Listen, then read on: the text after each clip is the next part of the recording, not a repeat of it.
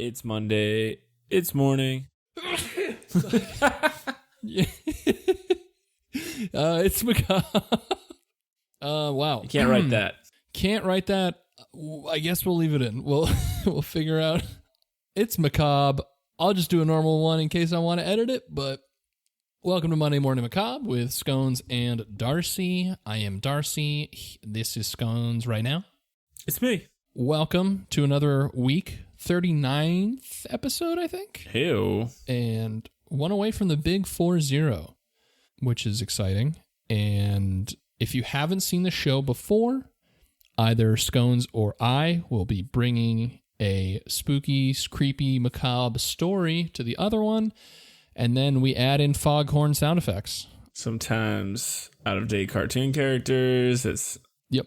It's a whole litany of very poignant messages that we provide our listeners. Very highbrow stuff. Yeah, this is the most highbrow show you're going to see maybe in your lifetimes. This is the 60 minutes of podcasting. Essentially.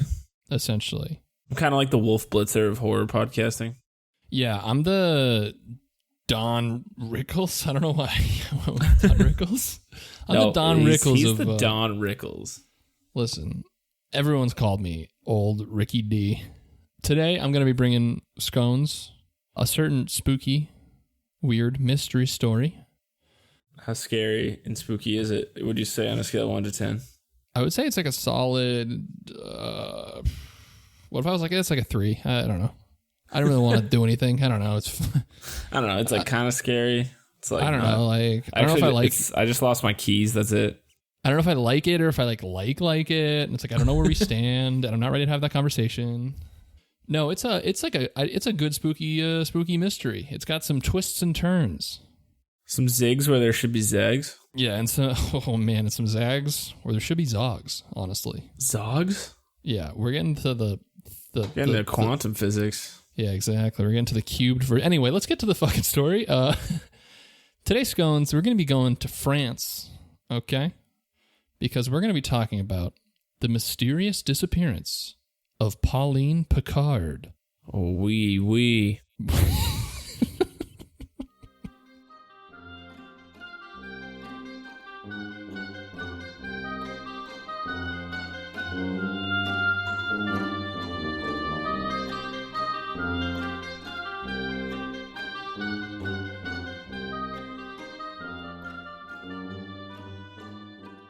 Alrighty. All right, so what's her name? Jean-Luc Picard? Her name's Jean-Luc Picard and mysteriously vanished in a spaceship. Starship Enterprise. On a Starship Enterprise, looking for a new frontier. Her name is Pauline Picard. Little Pauline. The story is about an incident in which a young French girl, Pauline Picard, goes missing in 1922 from her family's farm in Brittany, France. Now, the story got stranger and stranger as events unfolded, and it was in fact her potential recovery that turns the entire investigation and search completely on its head. On its head? Bum, bum, bum. There's a lot of articles here. I've got some links from the Occult Museum that I'm looking at right now. It's got a good article on it. I saw a couple of others. And I should also mention that this was a suggestion from my wife, Ferroni. Hey. So... here at Monday Morning Macabre, we're a family show. We're a family company. We're a family company. When your wife says, hey, talk about this terrifying missing young French woman, I'm just like, all right, here we go. Well, don't threaten me with a good time. I'll have whatever she's having. And then we high five and we freeze frame. Until That's next how the week. sausage gets made here at Monday Morning Macabre. That's the Sling and Dinger's secret sauce. So, Pauline Picard was 2 years old in April of 1922 when she went missing from her family home in, I'm going to butcher this French town, and I'm sorry. And I've tried to look up a phonetic pronunciation of it. I couldn't find anything. Is it Paris? It's Paris? No, it's Goas Al Ludu. Goas. Ghost Lagoon? It's Ghost Lagoon. If I was making like a character that was like a phantom in like DuckTales, I would name him Ghost Lagoon. Ghost Lagoon France. All right. So she's from a horrific villain in DuckTales town in France. And a thorough search was conducted by local police and volunteers, but it amounted to no results. Many believe she had been kidnapped by a local caravan of gypsies and ferried off without a trace, which is a terrifying prospect to think in the 20s that this is a thing that people had to be like, it could have been this. Just Romanis came and just snatched him and like, went on their way. It's like, you're one of us. And that's just like a day-to-day occurrence, apparently, in France in the 20s. Sometimes you just get drafted to be part of the wagon train. The situation seemed bleak when a few weeks later, word came that a young girl matching Pauline's description had been found wandering alone in Cherbourg over 300 miles away. Now, this story kind of has vibes of some Charles Bruce Anderson a little bit. I was just about to say, is she Charles Bruce Anderson? This is the part 2 of Charles Bruce Anderson, Uncovering Anderson. We're the Anderson Cooper of Macabre. There you go. Hey, there we go. We've connected and we're back. So, 300 miles away, report comes in being like, hey, there's a girl and she looks just like that girl over in Goo Lagoon. And they're like, all right, we gotta let them know. So the police pick up the girl who matches the description, and her mother, Pauline's mother, identifies her via a photograph that the police officer sent. And the police were satisfied that it was the same girl, and that's all you need. And they're like, wipe here their you go. hands clean, and we're like, good job, guys. They're like, and police work done, baby. Now, the mystery of how a toddler could find herself several hundred miles away from home was brushed aside in the wake of relief of her safe return.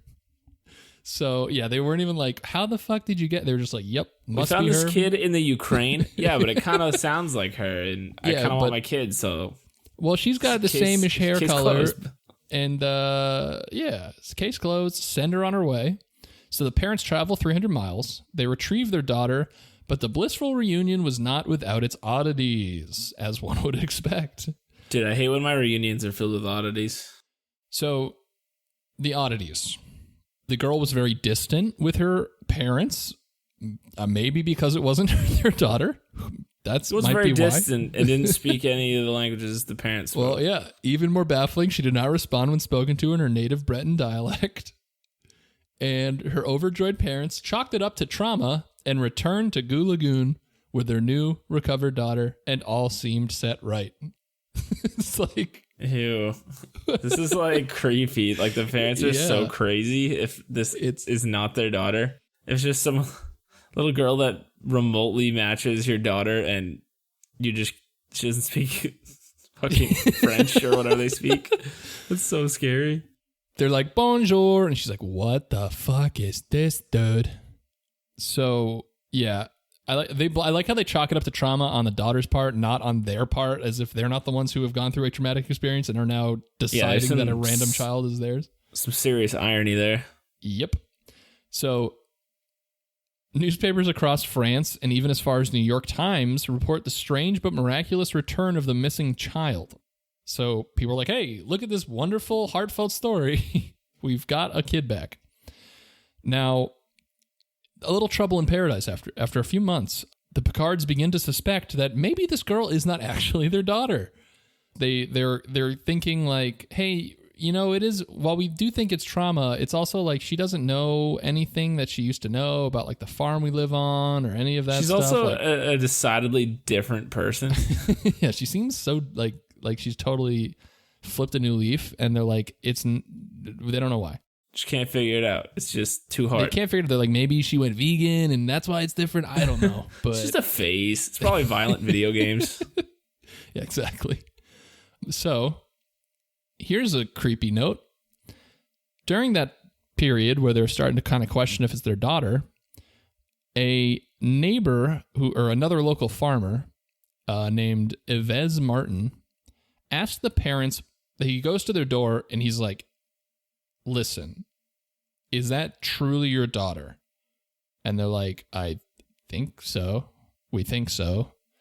And then he says out loud, God help me, I am guilty, and runs off. Wait, who said that? This is like a local farmer who shows up to their house after like a couple months of this new girl being here. So now news has spread all over that like, hey, they found their daughter again. And then this random local farmer's like, are you sure that's your daughter? And they're like, we think so. And the quote is, God help me, I am guilty, and runs away. So that's weird and creepy. That's majorly. I don't understand the context. Exactly. It's just the He's craziest. walked up like, whoa, that's your kid? I'm guilty. And then just left. Well, it'll make a little more sense in a bit. So he runs away, and then down the line, he's committed to...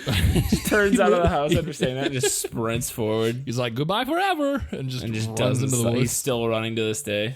Yeah, he's like Forrest Gump. Except he's not, because he gets committed to an asylum and is never heard from again. Now... Jesus. So that's a little side note, but then a discovery is made, okay? And that kind of all this starts making a little more sense once we find the discovery. So... a neighboring farmer was walking across the Picard farm when he found something truly disturbing. The body of a very young girl, decapitated, brutally disfigured, and naked with a skull nearby. Oh, jeez. Yeah. So the farmer obviously goes to the police, and the police come and investigate the site along with the Picards. The body was damaged and decaying past the point of identification, but Pauline's mother noted that the clothes found nearby matched the outfit Pauline had been wearing the day she vanished. Stranger still, the location where the remains had been found already had been searched during the initial canvassing of the area, which led investigators to believe that the body had only recently been moved there. So... what? So, yeah, there's a lot to unpack right there. Yeah, so they find a decapitated and disfigured body and a skull, and the body had the clothes that Paulina was wearing. So this is very much points to this is Paulina's body, which brings up a few questions. A, who's the child with them? Right. And then it kind of makes makes you look at Yves Martin, the local farmer who says, God help me, I'm guilty, and ran away from your porch. That's pretty creepy. Yeah, so like, did he do it? Prime he suspect, had to have done it, right? Prime suspect number one right there is the guy who came to your porch and freaks out and runs away. And the cops aren't just like, no, that can't possibly be your daughter, the body. We solved this. Yeah. We solved this years ago when we stole that other little girl. What do you mean? The case has been closed. So things become even more bizarre, because the autopsy on the skull found near the body was found to be too large to have belonged to a young girl. In fact, the skull didn't even belong to a woman. It was the skull of an unidentified full-grown male. So now there's like another layer of like, what the fuck is going on here? Ugh. It's nobody. Everyone's getting confused now, because they're like, okay, so apparently there's two murder victims, with a kidnapper and a potential murderer still on the loose somewhere in the area, because they're basically holding on to... Yeah, it's terrifying. And the family's holding on to hope that it's not Paulina's body, because the skull doesn't match, but it's got your kid's clothes and and obviously they're grieving and going through these things, and they've convinced themselves that this random girl from a 300-mile away town is their daughter. Big elephant in the room for that girl. Yeah. She's just like, so do I get to go home now? Well, that's the thing, is that like she starts to kind of like be chill with the fact that she's there. And also she is Paulina was too, remember, that is very young to be wandering. She was wandering the streets of that city. She had to grow up fast. I mean, apparently. I mean, she's wandering Cherbourg alone at 2 years old, and then that's how she got picked up and like sent to the Picards. So then now that she's there, she's starting to be like, oh, maybe this is my home, and she starts to get more comfortable with them and stuff. So like now they're like, oh, this is totally her. And then all this stuff starts happening. I mean, it's just like, I assume the parents are like certifiably insane by this point. Probably. And I mean, by the time they found the body, the girl was starting to get more comfortable. Before they found the body, they were like, we don't know if this is our daughter or not. So at this point... but we'll take it. But basically. Now, unfortunately, we do not have a good resolution to this. Yes. Ultimately and tragically, no conclusion could be reached in the case, and there's just a never-ending list 20s. Of questions. Yeah, exactly. Was the hysterical man who questioned Pauline parents her killer? Probably. Seems awfully... Sounds like he confessed, actually. I know. I was going to say, it sounds like that part is case closed. I don't think we have to worry about that part. I think we can both agree that it's... The male skull is the... That's the big one, and then who the fuck is this girl? Yeah, I think this girl just... Yeah. Wrong place at the wrong time, or right place at the right time. I don't know what her life was like before this, but did the local farmer also kill another guy and leave the head? Whose skull is just sitting in the middle of a field? And who did the farmer? If the farmer asked, "Is this your child?" and then was like, "I'm guilty," who does he think he killed? Right. There's a lot of questions. So even with the Picard's identification of the clothes on the body, they still have no proof that the body found on their property was actually Paulines, excuse me. The young girl from Cherbourg, so the mystery girl, eventually gets sent back to be put in an orphanage, and the Picards spend the rest of the days with a mystery of their daughter's fate. So that's sad. I mean, I guess probably good for the... Well, I don't know if it's good for the girl. I don't know. I mean, I guess. I don't know. Is it better for the child? I guess it depends. The parents sound whacked, so maybe not. Yeah, that's true. Yeah, no, that actually, they're probably not fit to be parents at that point after all of the standard of like living for an orphan child in the 20s, I can't imagine it's better. This is true. Unless Daddy Warbucks is coming. So... Yves Martin is still Yves Martin. I don't know if it's YVES. I don't know if it's Yves. Anyway, he's still considered the prime suspect by many, though his ultimate fate after entering the asylum was never known. Now, the skull was never identified of the adult man, and no missing men were postulated as possible identities. So today, someone got offed and was not noticed. That's apparently what happened. I mean, I guess it must have been what happened. The most accepted theory today is that the body located on the property was Pauline's. However, the identity of the owner of the disembodied head remains a mystery, and the ultimate fate of the girl who goes back to Cherbourg is also lost to time. So this mystery brings a lot of questions. Is that girl still alive? Nobody knows. I would doubt it. She'd be like almost 100. She'd be 100. She'd be 100, and she'd have to have made it through all of the orphanage stuff that World War II.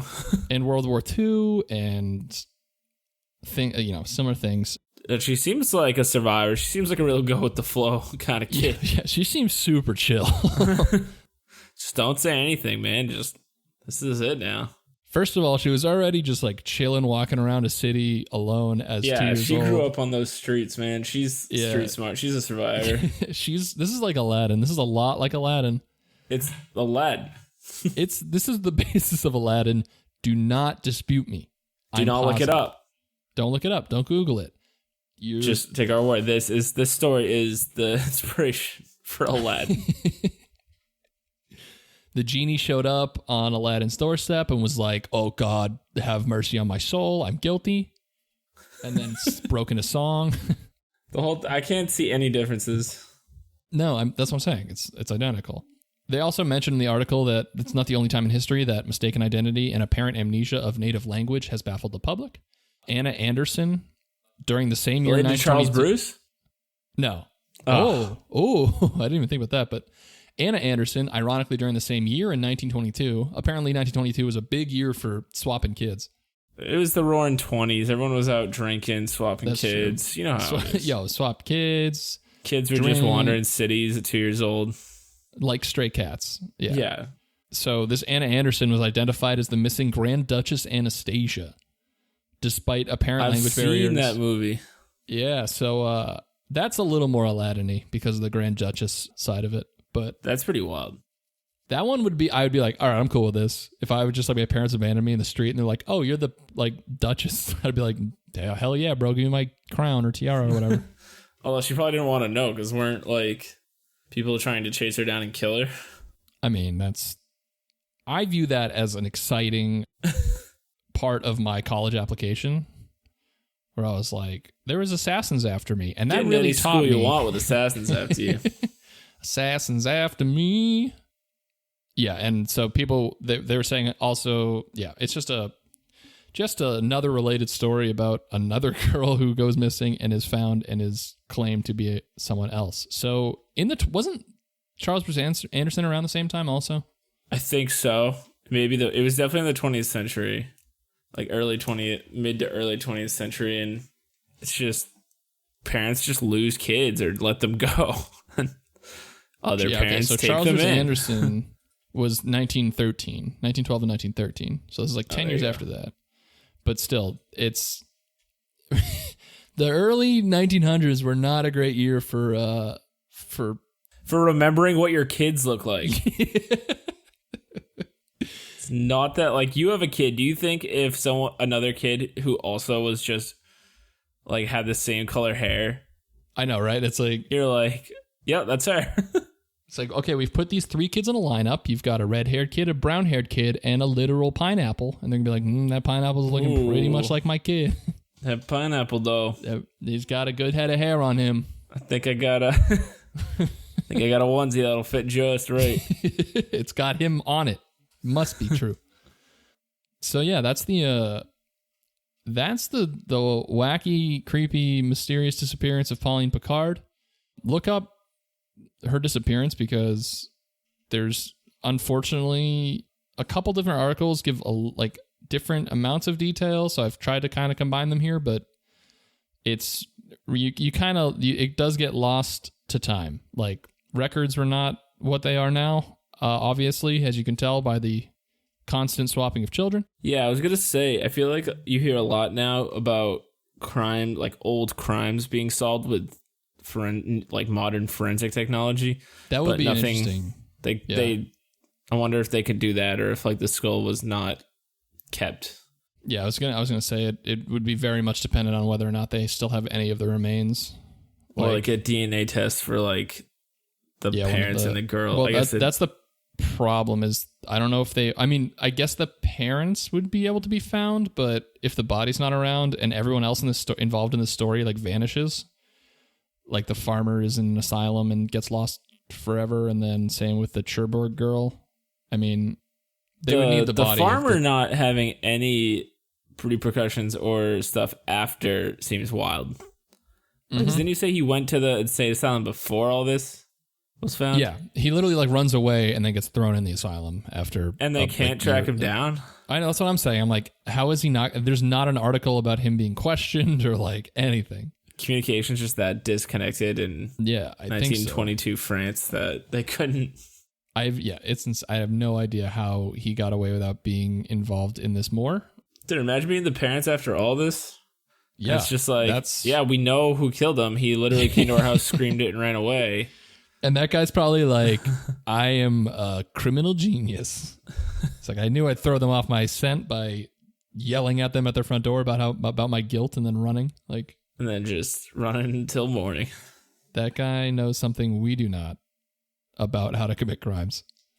What if the skull was his? That's why he was never questioned after. Ooh.